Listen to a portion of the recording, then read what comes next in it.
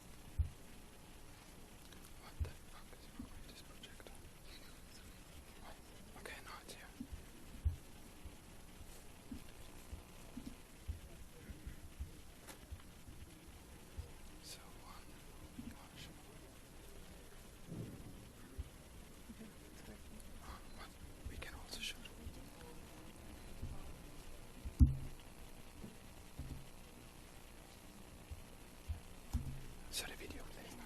Yeah. So, okay, maybe start with the video. Or you can just click PowerPoint and then click here. Oh, okay.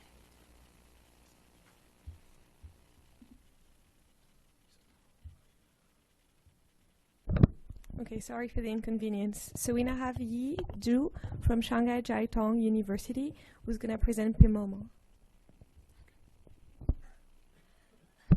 Hi, my name is Zhou. I was a master student in Shanghai Jiaotong University, and I just graduated and will start my PhD program in the University of Southern California. And today, I'm going to represent the digital art of Shanghai Jiaotong University to present you our paper, Pmomo, Projection Mapping on 3D Objects. First, let's enjoy a video made by the Pmomo system.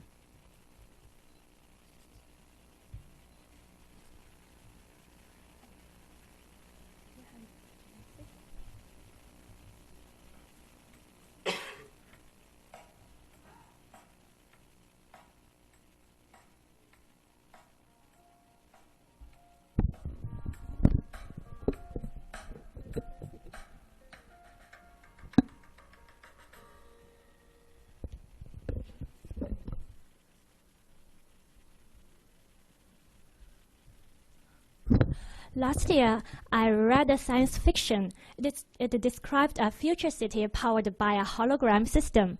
With this hologram system, everything in the real world can be projected with virtual exteriors. And for example, it can project virtual clothes onto a human body or project virtual Rococo-style texture onto a piece of white furniture. I was so excited by this idea, and I began to think with my supervisor if we can build such a similar system. Then we thought about the technique of projection mapping. The technique of projection mapping is to set a virtual scene that is full scale to the real world scene. In the virtual scene, there should be a virtual camera that has exactly the same viewport of the real world projector and a virtual 3D model that is correspondent to the real world object.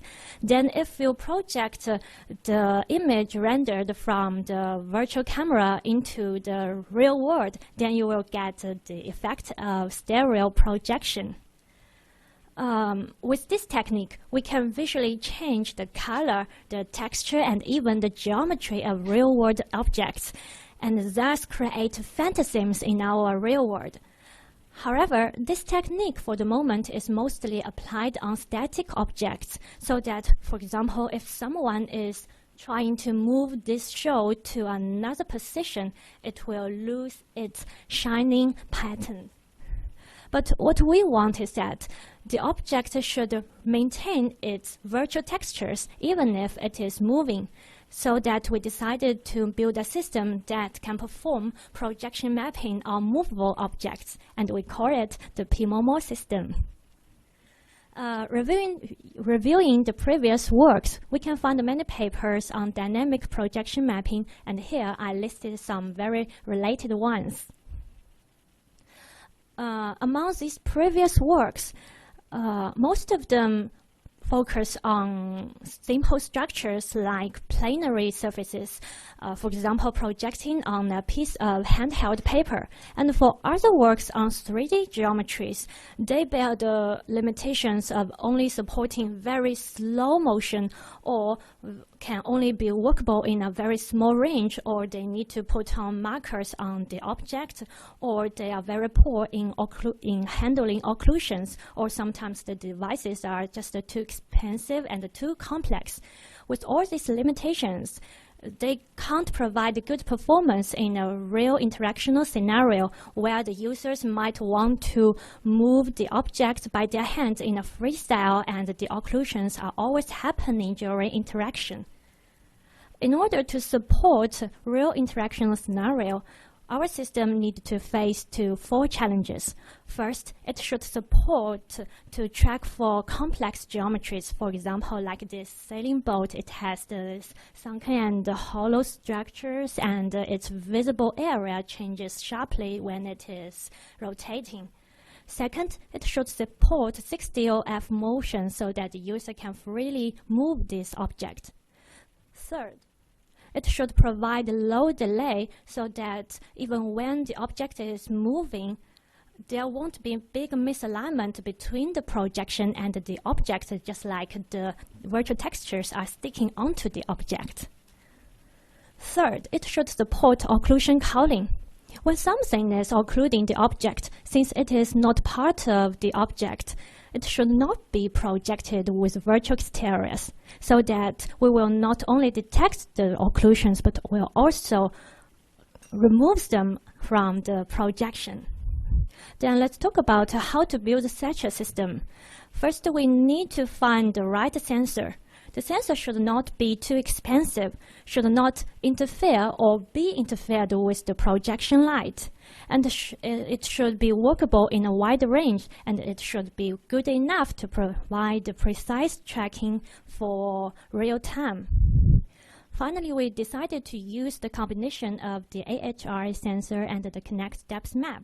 This is the whole setup of our system. It contains only the one connected sensor, one projector, the target object, and the AHR sensor. The AHR sensor is mounted on the object, and it can provide precise rotation data. However, like other similar sensors, it can't provide the 3D position of the object, so that we use the connected sensor to calculate for the 3D position of the object.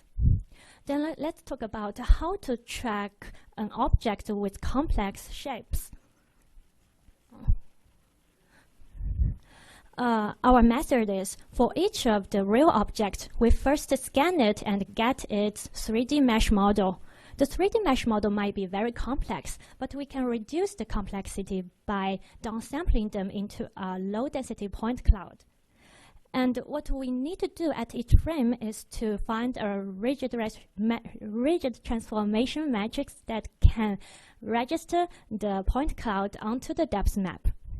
And for registration, there are some existed classic algorithms, for example, ICP, but algorithms like that can be easily trapped into local optimums, especially when the users are very close to the object and when the object is partially occluded. Thus, we designed a semi-global registration method based on an evolution strategy. The basic idea of our algorithm is, first, we initialize a transformation matrix A as an ancestor.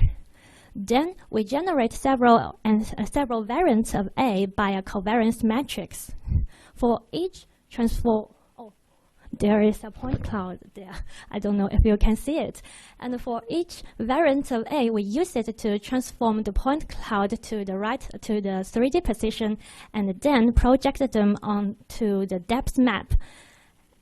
And for each of the transformation, we calculate the average distance error between the point cloud and the depth map. and we will choose the transformation that will lead to the lowest distant error as the ancestor for the next generation, and this will iterate until the distance error reaches a threshold. In addition, in order to handle failure cases, we also add in an adaptive step size into our iterations. The step size will decide the scale of differences between the variance and the ancestor. And when our system detects big failures, it will restart the iterations and reduce the scale of the step size. With this feature, when the system finds it has tracking onto something wrong, it will tend to remain to the previous right position. Here we can visually see how our system iteratively finds the right transformation. And then let's talk about how to detect occlusions. If we see the frames closely, we can find that because the frame rate is very high, the differences between frames will not be very big, so that we can assume that the points that are occluded at the current frame might be also occluded in the next frame. With this assumption, we can maintain an occlusion list. At each frame, we first tracking for the best transformation matrix, then use it to transform the point cloud. Then we check all the points in the point cloud whether they are occluded or not. If they are occluded, we mark them in the occlusion list. And at the next frame, if we check some points are occluded in the occlusion list, we won't use them for calculating the registration error. And we should also realize that there is an input delay of about 60 milliseconds for the connected sensor, and there can be other 30 milliseconds delay of calculation and projection. In order to handle that, we also use a linear model for motion prediction, and we use the extended Kalman filter for smoothing the jittering in tracking. And for occlusion culling, what we did is, after we get the tracking result, we can use the tracking result to transform a high-density point cloud and check and pick up the occluded points on the point cloud, and then generate black facets upon these occluded points. Then we covered these black facets on the model and projected the model together with the black facets into the real scene. Then the occlusions will be naturally removed from the projection. And now let's see the performance. Our system can automatically initialize the tracking.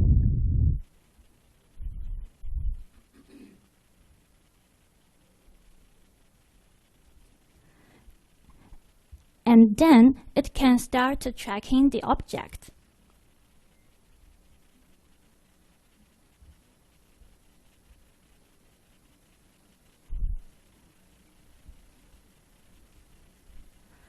Now let's see the effect of occlusion culling.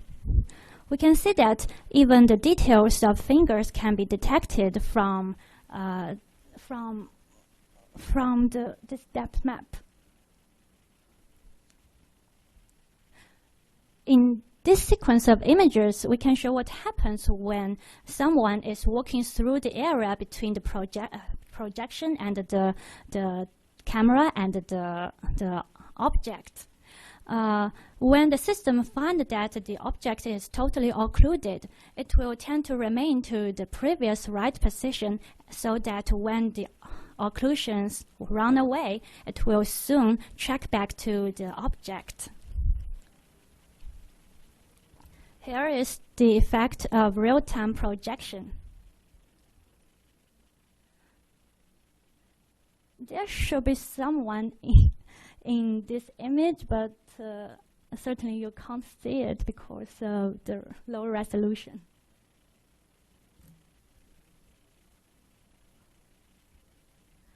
And for estimation, we record 200,000 frames of testing data performed by 10 volunteers. And we classified the testing data by different velocities, accelerations, and occlusion proportions.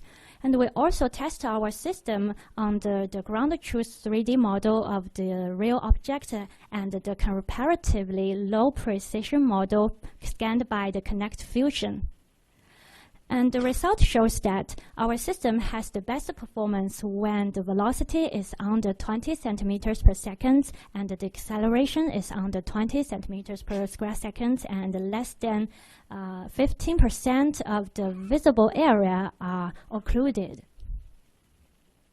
Here are some application examples of our system. For example, projecting clothes on the human body model, or project porcelain textures on a white bowl, or project animations on the canvas of a sailing boat. To conclude, we build a system that is precise for tracking complex geometries, and it is robust to occlusions, and it is stable for real-time applications. The biggest limitations of our system is, for the moment, it can only track for rigid objects. So in the future, we plan to work on real-time projection mapping on deformable objects. Thanks for listening.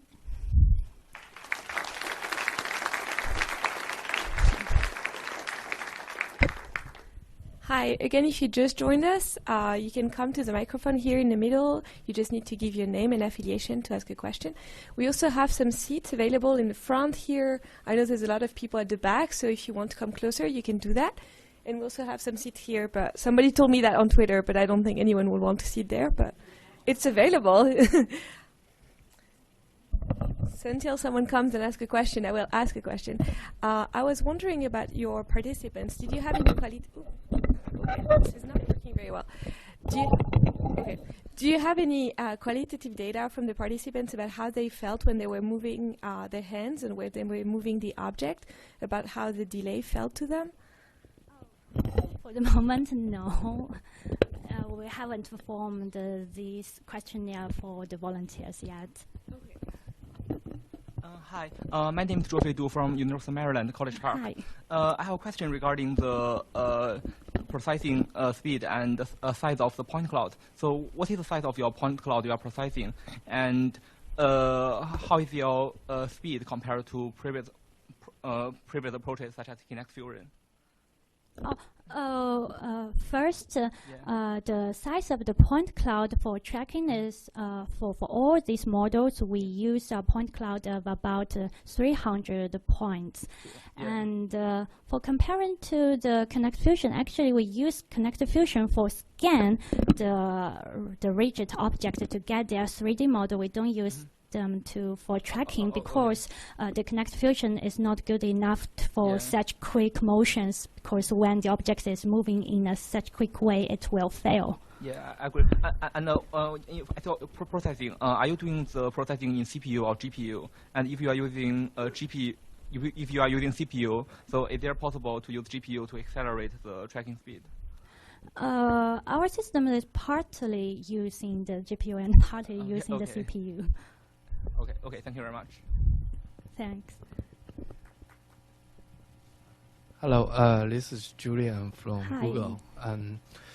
It's very good demonstration and research project. I have a very interesting part about this, particularly on the registration, the checking part. So similar to his question, but I'm more like want to know, do you have any like number about like how fast your checking and the registration can go in terms of like positional movement and the rotation, and if you want to improve the checking speed and frame rate, what were you going to do to improve it? Actually, if you are talking about how fast the object can move, I can tell you when it is moving like this quick. It's about 20 centimeters per second because ordinary users, I think it is maximal more velocity for ordinary person to move this object. It can work very well, and actually the computation only cost for about 16 milliseconds. Actually, the biggest challenges for real-time faster movement is the device's input delay.